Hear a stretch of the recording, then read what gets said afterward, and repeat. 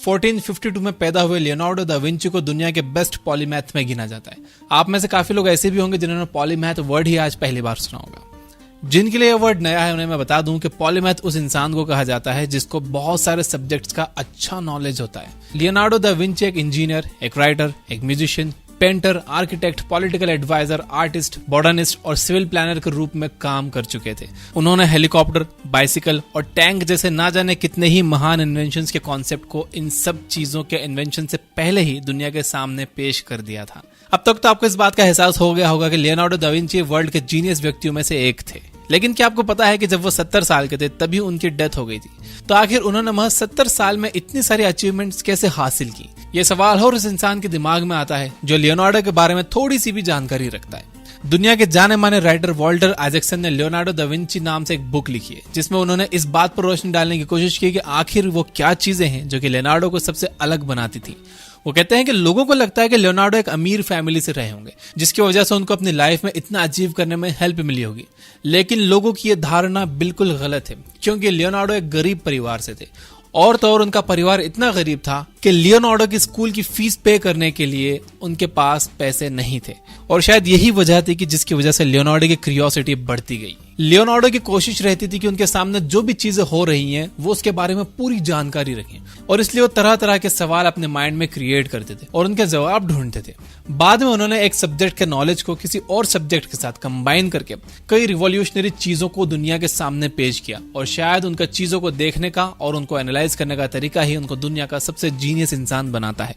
आइए देखते हैं कि लियोनार्डो की वो कौन सी आदतें हैं जो आपको भी जीनियस बना सकती हैं। नंबर 1, जितना ज्यादा हो सके उतने सवाल करिए क्योंकि सवाल करने से ही आपकी क्यूरियोसिटी इंक्रीज होगी। जो चीज लियोनार्डो दा विंची को दुनिया में सबसे अलग करती थी वो ये थी कि वो हर चीज को लेकर काफी क्यूरियस रहते थे। उनको हर चीज के होने ना होने के पीछे की वजह जाननी होती थी और सबसे इंपॉर्टेंट चीज ये कि उनकी क्यूरियोसिटी का कारण ये नहीं था कि उन्हें लगता था कि चीजों के बारे में जान लेने से उनको आसानी से जॉब मिल जाएगी, बल्कि वो बस चीजों को समझना चाहते थे कि आखिर उनके होने या फिर ना होने के पीछे कारण क्या है। अपनी पूरी लाइफ के दौरान लियोनार्डो अपने पास दर्जनों नोटबुक्स रखते थे जिसमें वो अपने इंस्टेंट थॉट्स लिखते थे। हम लोगों का लक अच्छा है कि आज भी लियोनार्डो द्वारा लिखी गई नोटबुक्स के लगभग 7000 पेजेस सही सलामत हैं।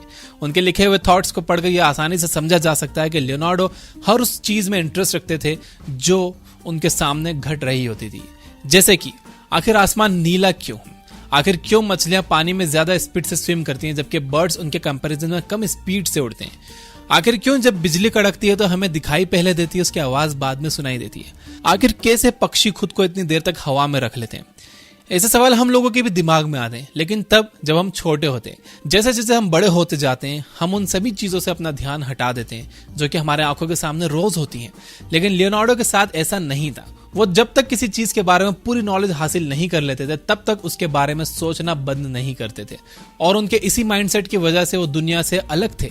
हम लोग बड़े हो जाने के बाद आसमान की ओर देखकर उसकी खूबसूरती के लिए उसको अप्रिशिएट करते हैं, लेकिन ये सोचना बंद कर देते हैं कि आखिर उसका कलर नीला क्यों है। लियोनार्डो के साथ ये नहीं था। वो यूनिवर्स की हर चीज के बारे में जानकारी रखना चाहते थे और इसी वजह से वो स्पेशल थे। नंबर 2, सिर्फ सवालों पर रुको मत, उनके आंसर जानने की कोशिश करो। जैसा कि मैंने आपको बताया कि लियोनार्डो हर चीज को लेकर काफी क्यूरियस रहते थे, लेकिन ऐसा नहीं था कि अगर उनके मन में कोई सवाल उठ रहा है तो वो उसे लेकर बैठे रहें। वो हर तरीके से ये कोशिश करते थे कि उनके दिमाग में आने वाले सवाल का एक्यूरेट जवाब उन्हें मिल सके। अगर किसी सवाल का जवाब उन्हें मालूम नहीं होता था तो उसका आंसर पता करना उनके लिए ऑब्सेशन बन जाता था। जैसे कि जब उनके मन में यह सवाल आया कि आखिर पक्षी उड़ते कैसे हैं, तो वो एक शॉप पर गए और वहां से उन्होंने पिंजरा खरीदा, उसमें कुछ पक्षी कैद किए और घर जाकर उन्होंने उस पिंजरे से पक्षियों को आजाद कर दिया, ये देखने के लिए कि आखिर वो उड़ते कैसे हैं। एक बार उनके मन में ह्यूमन बॉडी को लेकर कोई सवाल आया तो उन्होंने उसका आंसर जानने के लिए कुछ डेड बॉडीज को चीर फाड़ करना शुरू कर दिया। मैं आपसे ये नहीं कह रहा हूं कि आप भी लियोनार्डो की तरह डेड बॉडीज के साथ छेड़छाड़ करना शुरू कर दो। ये समझाने का इतना सा मतलब है कि अपने आसपास होने वाली चीजों के बारे में जानकारी हासिल करो, क्यूरियस बनो। आप सभी लैपटॉप यूज करते होंगे, लेकिन क्या कभी आपने ये सोचा है कि लैपटॉप में आखिर F3 और F4 जैसे बटन्स क्यों हैं? क्योंकि उनके बिना तो काम चल सकता है। अगर हम सभी की जगह लियोनार्डो होते तो उनके दिमाग में यह सवाल जरूर आता। ऐसी क्या कभी आपने सोचा है कि जब आप ट्रेवल करते हो तो बहुत सी जगह पर speed limit 50 kilometre per hour होती है और कहीं कहीं 25 किलोमीटर। आखिर ऐसा क्यों होता है? कोशिश करिए लियोनार्डो की तरह बनने की, उनकी तरह अपनी क्यूरियोसिटी इंक्रीज करने की, और उनकी ही तरह सिर्फ सवालों पर रुको मत, बल्कि उनका जवाब जानने की भी कोशिश में लगे रहो। इससे ना सिर्फ आप सक्सेसफुल बनोगे, बल्कि आपकी लाइफ को एक नया डायरेक्शन भी मिलेगा। नंबर 3, अलग अलग तरह की नॉलेज को कनेक्ट करके कुछ नया डिस्कवर करने की कोशिश करो। लियोनार्डो ने अपनी लाइफ में एक चीज सीखी थी, वो ये कि उन्हें लगता था कि नॉलेज को कभी भी अलग अलग कैटेगरीज में डिवाइड नहीं किया जा सकता, जैसे कि मैथ्स, साइकोलॉजी, फिजिक्स। उनका मानना था कि नॉलेज को सिर्फ नॉलेज की तरह देखना चाहिए, और उनके इसी सोच की वजह से वो एक तरह के नॉलेज को दूसरे तरह के नॉलेज के साथ कंबाइन कर पाते थे और कुछ नया डेवलप कर पाते थे। एक बार की बात है, लियोनार्डो जियोमेट्री पढ़ रहे थे और पढ़ते पढ़ते उन्हें एहसास हुआ कि वो जियोमेट्री की नॉलेज को एनाटॉमी में यूज कर सकते हैं, और इसी तरह उन्होंने ज्योमेट्री और एनाटॉमी के नॉलेज को कंबाइन करके ये डिस्कवर किया कि ह्यूमन बॉडी में भी कुछ ज्योमेट्री प्रोपोर्शन मिलते हैं। एग्जाम्पल के लिए उन्होंने ये डिस्कवर किया कि जब भी कोई इंसान अपने दोनों हाथों को पूरी तरह स्ट्रेच कर लेता है, तो एक एंड से दूसरे एंड तक की लेंथ को अगर मेजर करें तो वह लेंथ उस इंसान की हाइट के बराबर होती है। लियोनार्डो को नेचर से बहुत लगाव था। एक बार उनके दिमाग में यह सवाल उठा कि आखिर पक्षी उड़ते कैसे, और उनके दिमाग में आए इस सवाल ने उनको कई नई नई तरह की चीजों को डिस्कवर करने में हेल्प की। लियोनार्डो ने पक्षियों के उड़ने की कला पर बहुत कुछ लिखा, और उन्होंने पक्षियों को एक नाम भी दिया, द फ्लाइंग मशीन। उन्होंने नेचर और इंजीनियरिंग के नॉलेज को एक दूसरे के साथ कनेक्ट करके ये डिस्कवर किया कि आखिर किस तरह से पक्षी जब हवा के अगेंस्ट उड़ते हैं तो अपने आप को बैलेंस करते हैं। उन्होंने इंजीनियरिंग में यूज होने वाले कॉन्सेप्ट सेंटर ऑफ ग्रेविटी का यूज करके पक्षियों के उड़ने वाले फिनोमेना को एक्सप्लेन करने की कोशिश की। बिल्कुल इसी तरह लियोनार्डो ने अलग अलग सब्जेक्ट्स के नॉलेज को कंबाइन करके नई नई चीजें डेवलप की। उन्होंने कभी सब्जेक्ट्स को अलग नहीं समझा। उनका मानना था कि सभी सब्जेक्ट्स एक दूसरे से किसी न किसी वे में कनेक्टेड होते हैं, और उनकी यही सोच उन्हें स्पेशल बनाती है। आज के टाइम में हम लोगों को लगता है कि हम दुनिया के बारे में काफी चीजें जानते हैं और उन्हें समझते हैं, लेकिन हमारा यही माइंडसेट हमारे लिए डेंजरस होता जा रहा है, क्योंकि इस माइंडसेट की वजह से हम सभी के अंदर नई चीजें सीखने की चाह भी खत्म हो गई है, और इसकी वजह से हम सभी लिमिटेड लाइफ जी रहे हैं, क्योंकि जब हम कोई नई चीज सीखेंगे ही नहीं तो ग्रो कैसे होंगे। इसलिए जरूरी है कि हम सभी इस माइंडसेट को ड्रॉप करें और क्यूरियस बने, क्योंकि जब हमारे अंदर क्यूरियोसिटी बढ़ेगी तभी हम नई चीजों को सीखने की कोशिश करेंगे, और नई चीजें सीखने और जानने से ही हम लाइफ में ग्रो कर पाएंगे। सबसे इंपॉर्टेंट बात यह कि जब हम क्यूरियस होते हैं तो लाइफ हमें और ज्यादा इंटरेस्टिंग लगने लगती है। हर चीज हमें अपनी ओर अट्रैक्ट करती है, हम चीजों को एंजॉय करने लगते हैं, बिल्कुल वैसे ही जैसे लियोनार्डो दा विंची ने अपनी पूरी लाइफ के दौरान किया था।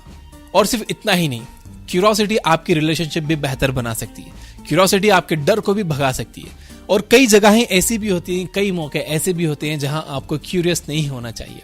तो कहां पर क्यूरियस होना चाहिए, कहां पर क्यूरियस नहीं होना चाहिए, और क्यूरियोसिटी आपकी लाइफ में क्या चेंजेस ला सकती है, ये जानने के लिए आपको ये बुक ऐप पर अ क्यूरियस माइंड बुक की समरी जरूर सुननी चाहिए। ये मेरी फेवरेट बुक समरीज में से एक है, और ये बुक ऐप पर फ्री में अवेलेबल है। तो दोस्तों, ऐसे सोचते थे लियोनार्डो दा विंची। कोशिश करिए आप भी उनकी तरह सोच सकते हो, आप भी उनकी तरह क्यूरियस बन सकते हो, आप भी उनकी तरह जवाब हासिल कर सकते हो। जरूरत है नॉलेज की, तो नॉलेज हासिल करते रहो। इसीलिए मैं हर वीडियो के लास्ट में कहता हूं कि keep reading, keep learning, keep growing, and that's how you can grow in life. आप पढ़ोगे तो सीखोगे, सीखोगे तो ग्रो करोगे। वीडियो पसंद आई हो, इस वीडियो का मैसेज पसंद आया हो तो इस वीडियो को जरूर लाइक करना, इस वीडियो को अपने सभी दोस्तों के साथ शेयर भी जरूर करना, और मैं आपके कमेंट्स पढ़ता हूं तो कमेंट करके जरूर बताना कि आपके दिमाग में कौन से यूनिक सवाल आते हैं आपके आसपास की चीजों को देखकर। क्या आप भी क्यूरियस हो? तो मैं इंतजार कर रहा हूं आपके कमेंट्स का। Finally, you guys are amazing. Keep reading, keep learning, keep growing. Thank you for watching.